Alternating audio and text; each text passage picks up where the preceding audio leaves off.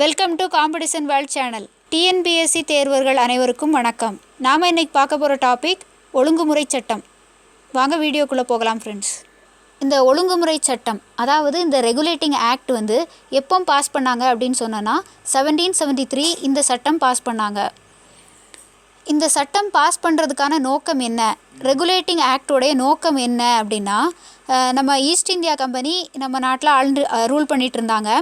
அப்போ அவங்க என்ன பண்ணுறாங்க, தங்களுடைய டெரிட்டரிஸ், அதாவது தங்களுடைய ஏரியாவை எக்ஸ்பெண்ட் பண்ணுறதுலே குறியாக இருக்காங்க. எப்படி, போர் மூலமாக, ட்ரீட்டிஸ் மூலமாக, அப்படி பல விஷயங்களில் அவங்க தங்களுடைய கம்பெனி ஆதிக்கத்தை இந்தியாவில் அதிகப்படுத்திகிட்டே இருக்காங்க. அப்போ அதுக்காக அவங்க நிறைய செலவு பண்ணுறாங்க. அதனால் இந்தியாவில் அவங்களுடைய வெல்த்து குறைஞ்சிட்டே இருக்குது. ஓகே, போர் மூலமாக அவங்களுடைய பண இழப்பு இருக்குது, இதர செலவுகள்னால அவங்களுக்கு பெரிய பண இழப்பு ஒரு புறம் நடந்துகிட்ருக்கு ஈஸ்ட் இந்தியா கம்பெனிக்கு. இன்னொரு முக்கியமான காரணம் என்ன அப்படின்னா, நம்ம ஏற்கனவே பார்த்தோம். ஸோ இந்த பெங்காலில் இவங்க ஆட்சி புரிகிறாங்க. ஓகே, பெங்காலில் திவானி ரைட்ஸ் இந்த ஆங்கிலேயர்கள், பிரிட்டிஷ் ஈஸ்ட் இந்தியா கம்பெனிக்காரங்க வாங்கிட்டாங்க. ஸோ அந்த திவானி ரைட்ஸ் மூலமாக, அதாவது வரி வசூலிக்கும் அதிகாரம் இவங்களுக்கு கிடச்சிருச்சு. இதன் மூலமாக இந்த ஃபார்மன்லாம் இஷ்யூ பண்ணாங்க அப்படின்னு பார்த்தோம் இல்லையா, ஃபார்மன் ஆஃப் 1717 அந்த மாதிரி ஃபார்மன்ஸ், இது மூலமாக இவங்களுக்கு என்ன ஆச்சு, இந்த கம்பெனிக்கு வானளாவிய அதிகாரம் கிடச்சி போச்சு. அதனால் இந்த கம்பெனியில் வேலை செய்யக்கூடிய எம்ப்ளாயீஸ் என்ன பண்ணுறாங்க, ஊழலில் ஈடுபட ஆரம்பிச்சிடுறாங்க. அவங்களே என்ன பண்ணுறாங்க, தனியாக ட்ரேட் பண்ண ஆரம்பிச்சிடுறாங்க. ஓகே, கம்பெனி எம்ப்ளாயாக இருந்துட்டு ப்ளஸ் தனியாகவும் அவங்க ட்ரேட் பண்ண ஆரம்பிக்கிறாங்க, ஊழலில் ஈடுபட ஆரம்பிச்சிடுறாங்க. இதன் மூலமாக இந்த ஈஸ்ட் இந்தியா கம்பெனியில் உள்ள எம்ப்ளாயீஸ் கிட்ட நிறைய சொத்து சேர்ந்துருச்சு. இவங்களுடைய நாட்டுக்கு போகும்போது என்ன ஆகும் அப்படின்னா, அங்கே உள்ளவங்க எல்லாமே இந்த ஈஸ்ட் இந்தியா கம்பெனி எம்ப்ளாயீஸை பார்த்து சர்ப்ரைஸ் ஆவாங்க. எவ்வளோ வானளாவிய சொத்து இவங்க எடுத்துகிட்டு வராங்க இந்தியாவிலேருந்து அப்படின்னு சொல்லிட்டு. டெஃபினட்டாக அங்கே உள்ள மக்களுக்குமே தெரிஞ்சிருச்சு, இவங்க கரப்ஷனில் ஈடுபட்டு ப்ரைவேட் ட்ரேட் மூலமாக ஈடுபட்டு தான் இந்த பணத்தை இந்தியாவிலேருந்து சுருட்டிட்டு இங்கே எடுத்துகிட்டு வராங்க அப்படின்னு அவங்களுக்கு தெரிஞ்சிருச்சு. உடனே அவங்க என்ன பண்ணுறாங்க, இந்த மாதிரி தவறான வழியில் பணம் சம்பாதிச்சுட்டு வந்த இந்த கம்பெனி ஊழியர்களெல்லாம் என்ன சொல்கிறாங்க அப்படின்னா, நபோப்ஸ் அப்படின்னு ஒரு கேலி செய்யும் விதமாக சொல்கிறாங்க. ஓகே, இது 2 காரணங்கள். அதாவது ஈஸ்ட் இந்தியா கம்பெனி பணத்தெல்லாம் இங்கே வார் மூலமாக பணத்தெல்லாம் இழந்துருச்சு. ஸோ அது திவாலாகும் நிலைக்கு கூட போயிடுச்சின்னு சொல்லலாம். இன்னொரு காரணம் என்ன அப்படின்னா, அந்த கம்பெனி நிர்வாகத்தில் ஊழல் அதிகரிச்சுட்டு கம்பெனி எம்ப்ளாயீஸ் ரொம்ப செல்வ செழிப்பாயிட்டாங்க. இந்த 2 விஷயம் இந்த சட்டம், இந்த ஒழுங்குமுறை சட்டம் போடுவதற்காக வழிவகை செய்தது. ஓகே, இது அந்த பிரிட்டிஷ் பார்லமெண்ட்டில் எந்த மாதிரியான தாக்கம் ஏற்படுத்துச்சு அப்படின்னு பார்த்தோன்னா, இப்போ ஈஸ்ட் இந்தியா கம்பெனி நான் சொன்ன மாதிரி அவங்க திவால் ஆகிற நிலையில் இருக்காங்க. ஸோ அவங்க கவர்மெண்ட் கிட்ட போய் லோன் கேட்குறாங்க, எங்களுக்கு இந்த மாதிரி லோன் வேணும் அப்படின்னு. ஸோ அப்போ அந்த இங்கிலாந்து பிரைம் மினிஸ்டர் இருக்கிறார், யார் அப்படின்னா லார்ட் நார்த். அவர் என்ன பண்ணுறாரு, இந்த கம்பெனியோடைய வழிமுறைகள், இந்தியாவில் என்னென்ன மாதிரி ட்ரேட் பண்ணுறாங்க, டாக்ஸேஷன் என்ன பண்ணுறாங்க அப்படின்றதெல்லாம் ஆராயும் போது நம்ம ஃபஸ்ட்டு பார்த்த 2 விஷயமும் அவருக்கு தெரிஞ்சிருச்சு. ஸோ அவங்க என்ன பண்ணுறாங்க, இந்த கரப்ஷன் இதெல்லாம் ஒழுங்குமுறைப்படுத்தி இந்த கம்பெனியுடைய நிர்வாகத்தை ஒழுங்குமுறைப்படுத்த வேண்டும், அதாவது to regulate the working of the company அப்படிங்கிற நோக்கத்திற்காக 1772 அந்த சட்டத்தை கொண்டு வராங்க. அண்ட் ஃபைனலி இது எப்போ சட்டமாக ஆச்சு அப்படின்னா 1773 லார்ட் நார்த்தால் இந்த ரெகுலேட்டிங் ஆக்ட், ஓகே, ஒழுங்குமுறை சட்டம் நிறைவேறியது. ஓகே, ஸோ ஒழுங்குமுறை சட்டம் 1773 1773 ரெகுலேட்டிங் ஆக்டை நிறைவேற்றிய பிரதமர் யார் அப்படின்னு பார்த்தா லார்ட் நார்த் தான். ஓகே, இப்போ இந்த ஒழுங்குமுறை சட்டத்தில் என்னென்ன விஷயங்கள் இருக்குது, what are the features of regulating act 1773 அப்படிங்கிறது தான் இப்போ பார்க்க போகிறோம். Okay, as said previously, it was introduced by Lord North, Prime Minister of Great Britain. Okay, so இதில் என்னென்ன ப்ரொவிஷன் இருக்குது அப்படின்னா, கவர்னர் ஜெனரல் ஆஃப் பெங்கால் அப்படின்ற ஒரு போஸ்டிங் க்ரியேட் பண்ணுறாங்க. தென் எக்ஸிக்யூட்டிவ் கவுன்சில் அப்படின்னு அடுத்தது, தென் சுப்ரீம் கோர்ட் ஒன்று க்ரியேட் பண்ணுறாங்க. அப்புறம் ப்ரைவேட் ட்ரேடுக்கும் கரப்ஷனுக்கும் தடை விதிச்சிடுறாங்க. ஓகேவா, இதுதான் ரொம்ப striking features of this act. Okay, ரொம்ப முக்கியமான இது அப்படின்னு சொன்னால் இந்த ஒரு 4 விஷயம்தான் இந்த ரெகுலேட்டிங் ஆக்டில் முக்கியமான விஷயங்கள். ஸோ வாங்க அது என்ன அப்படின்னு டீட்டெயிலாக பார்க்கலாம். எக்ஸிக்யூட்டிவ் கவுன்சில், அதாவது நம்ம சொன்னோம். ஓகேவா, okay, what is executive council அப்படின்னா, governor and 4 members are called executive council.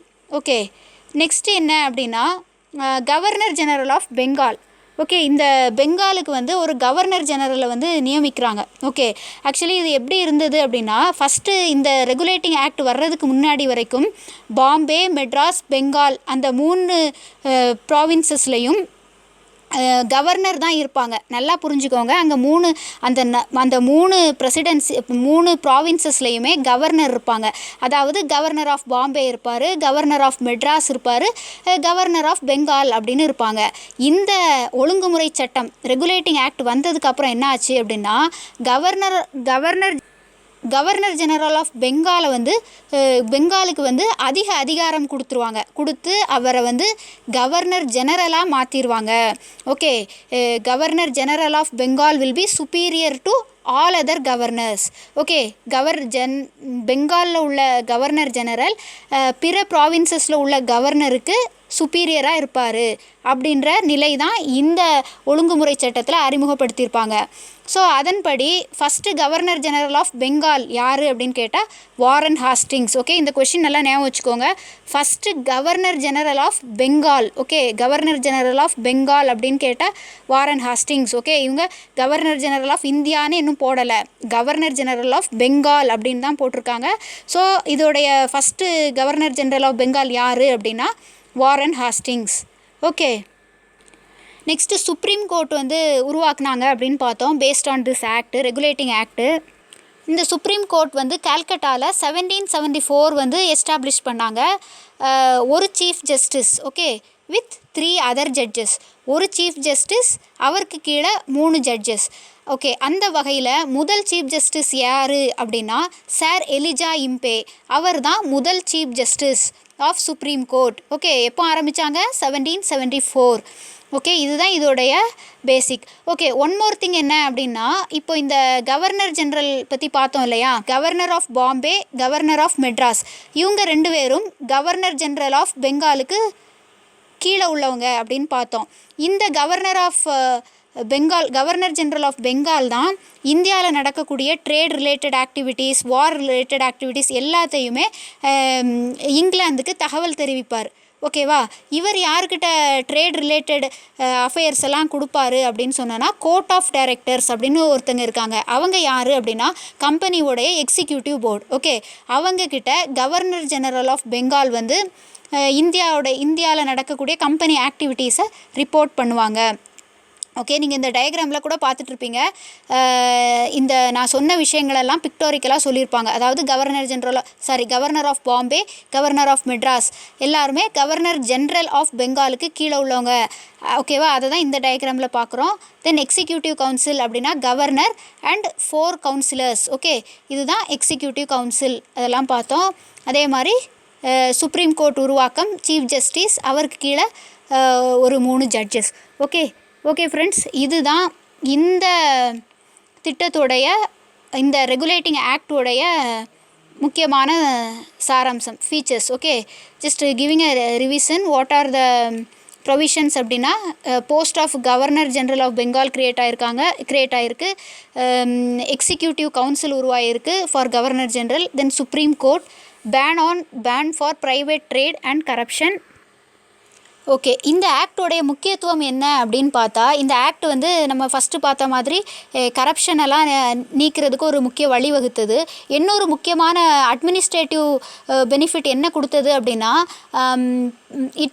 இது வந்து இந்தியா மேலே பிரிட்டிஷ் பார்லமெண்ட்ரி கண்ட்ரோலை செலுத்துறதுக்கு வழிவகுத்ததாக சொல்லப்படுது. ஓகே, டைரெக்டாக parliament control company administration in India மேலே நடக்கிற மாதிரி இந்த ஆக்ட் வழிவகை செய்தது. Okay, first step towards parliamentary control over companies administration in India. அது மட்டும் இல்லாமல் கல்கட்டாவை வந்து அட்மினிஸ்ட்ரேட்டிவ் சென்டராக பிற்காலத்தில் யூஸ் பண்ணுறதுக்கு இந்த ரெகுலேட்டிங் ஆக்ட் வந்து வழிவகுத்தது. ஏன்னா நம்ம பார்த்தோம், கவர்னர் ஜெனரல் ஆஃப் பெங்கால் தான் இந்தியாவில் வந்து ஒரு சுப்பீரியரான கவர்னர் அப்படிங்கிற மாதிரி இந்த ஆக்டில் ஒரு மெயின் ஃபீச்சராக இருக்குது. ஓகேவா, நம்ம பார்த்தோம் இல்லையா, அதை தான் இங்கே சொல்லியிருக்காங்க.